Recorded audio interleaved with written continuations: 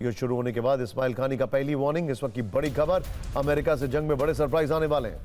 इस्माइल कानी, जिनके लिए कहा जा रहा था कि वो मोसाद के एजेंट है, उन्हें गिरफ्तार कर लिया गया, उन्हें मार दिया गया है।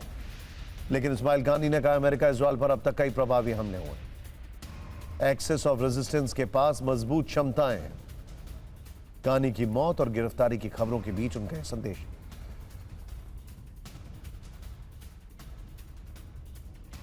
कानी का पहला युद्ध संदेश जारी हो चुका है। ईरान के कुद्दस फोर्स कमांडर इस्माइल कानी की वार्निंग है, जल्द ही यूएस इजराइल के खिलाफ और भी बड़े सरप्राइज आने वाले हैं। यूएस इजराइल के खिलाफ अब तक कई सफल ऑपरेशन हो चुके हैं। इस्लामी क्रांति मुजतबा खमने के नेतृत्व में जारी रहेगी।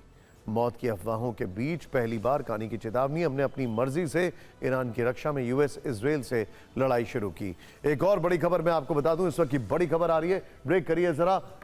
ईरान के यूएस इजराइल पर हमले तेज, ऑपरेशन 2 प्रॉमिस का 72वां चरण।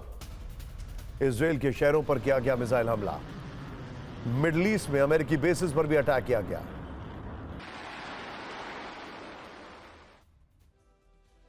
इस सब के बीच में एक और बड़ी खबर आ रही है, ईरान पर अमेरिका के जवाबी हमले, मिसाइल और ड्रोन लॉन्चर किए गए तबाह। हथियार डिपो पर भी अमेरिका का हमला।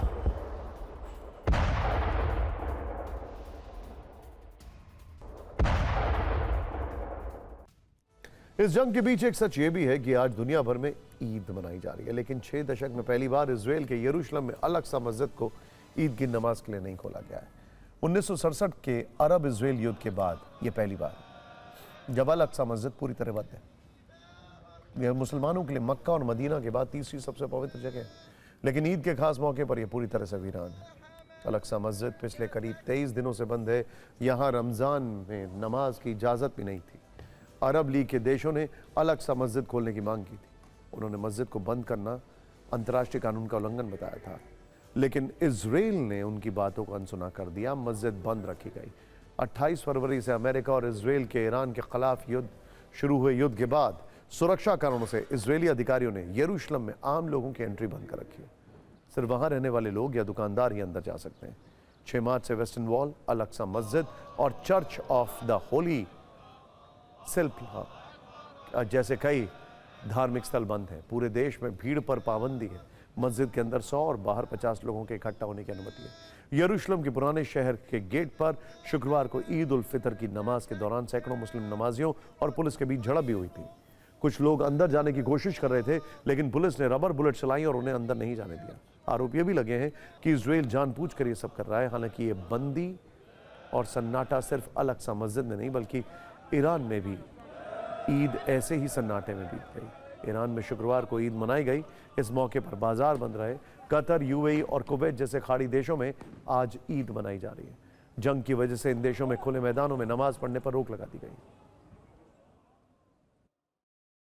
और अब इस युद्ध वाली सीरीज में धोखे वाला एपिसोड, जिसमें मुख्य भूमिका में है पाकिस्तान के field marshal general Naseem Munir. वो मुनीर जो अपने पड़ोसियों को धोखा देने और दहशत फैलाने में काफ़ी अच्छे एक्टर साबित होते आ रहे हैं।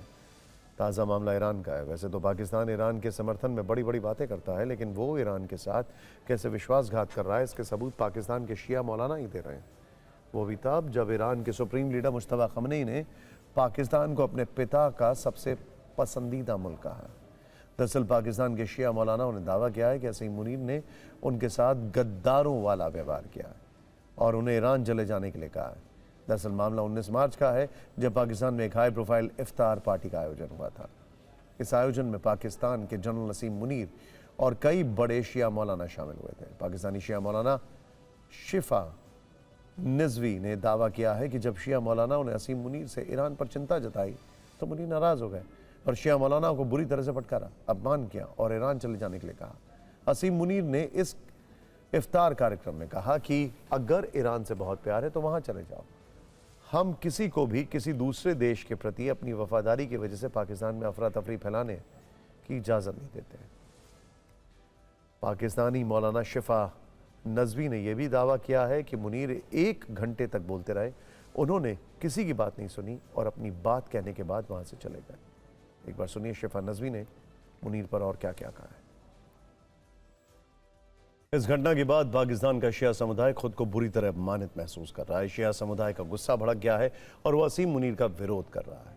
इस कार्यक्रम में शामिल शिया मौलानाओं का कहना है कि इस बेइज्जती के बाद भी वो दोबारा असीम मुनीर से मिलना चाहते थे, लेकिन उन्होंने मिलने से इनकार कर दिया। हालांकि शिया मौलानाओं का कहना है कि असीम मुनीर भले ही उन्हें गद्दार कहें, लेकिन पाकिस्तान बनाने वाले मोहम्मद अली जिन्ना शिया ही थे और उनका दिल इस्लाम और पाकिस्तान के लिए धड़कता है, न किसी बाहरी देश के लिए। यानी शिया मौलानाओं ने भी साफ कर दिया कि भले ही उन्हें कितना भी अपमानित किया जाए, उन्हें गद्दार कहा जाए, वो पाकिस्तान के वफादार बने रहेंगे। क्या कहा है उन्होंने, आइए देखते हैं। पाकिस्तान में ईरान के बाद सबसे बड़ी शिया आबादी है। माना जाता है कि वहां 15% के करीब शिया हैं, जो आबादी के हिसाब से करीब 4.5 करोड़ के आसपास हो सकते हैं। ईरान शियाओं का सबसे बड़ा मुल्क है, इसीलिए वहां के शिया ईरान से हमदर्दी रखते हैं। लेकिन मुनीर को यह बात पसंद नहीं है। वैसे पाकिस्तान धोखेबाज देश ही नहीं बल्कि डींगबाज देश भी है। वो पर्दे के पीछे तो ईरान का विरोध करता है, लेकिन सार्वजनिक रूप से ईरान के समर्थन की कस्में खाता है। दरअसल ईरान जंग में ऐसे दावे किए जा रहे हैं कि पाकिस्तान ने अमेरिका को ईरान पर हमले के लिए अपने एयरबेस दिए। वैसे अमेरिका का साथ देना पाकिस्तान की एक मजबूरी भी है, आखिर देश जो चलाना है।